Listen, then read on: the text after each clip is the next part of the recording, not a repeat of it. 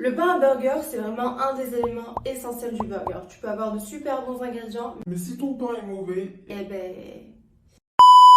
Pour vous donner quelques éléments de contexte, j'avais super envie d'un burger. J'avais trois options. C'était soit je me faisais livrer et du coup par la même occasion je risquais fortement de recevoir un burger froid, soit j'allais au supermarché et du coup j'achetais du pain industriel, sauf que ça c'est pas une option, soit j'allais à la boulangerie de mon quartier qui ne propose pas de burger.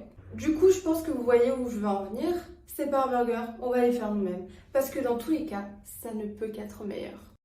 Pour commencer, on prend une poêle ou une casserole dans laquelle on va verser 60 g de lait, 27 g d'eau et 20 g de farine. Je mélange le tout à feu moyen jusqu'à obtenir une pâte, un roux, aussi connu sous le nom de tangzhou pour les plus puristes d'entre vous.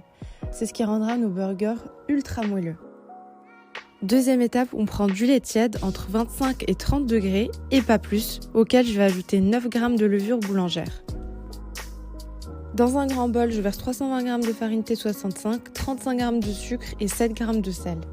Et puis mixez bien jusqu'à ce que le tout soit bien mélangé.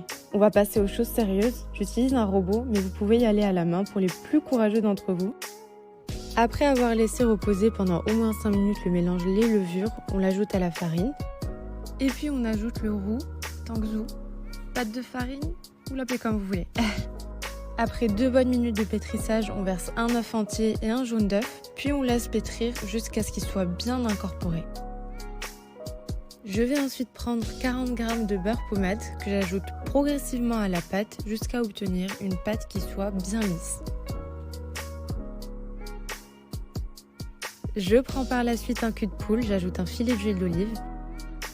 Je vais essayer de former une belle boule bien ronde que je vais placer dans le cul de poule. Et je vais ensuite couvrir avec un torchon humide et laisser lever pendant au moins 1 heure.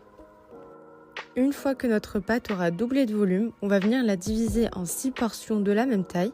Je vous conseille fortement d'utiliser une balance pour obtenir des buns d'environ 100 g.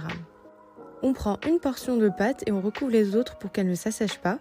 Et on va venir travailler notre pâte pour former de belles boules bien arrondies et bien lisses. Et on les met de côté pendant environ 15 minutes. On préchauffe le four à 190 degrés.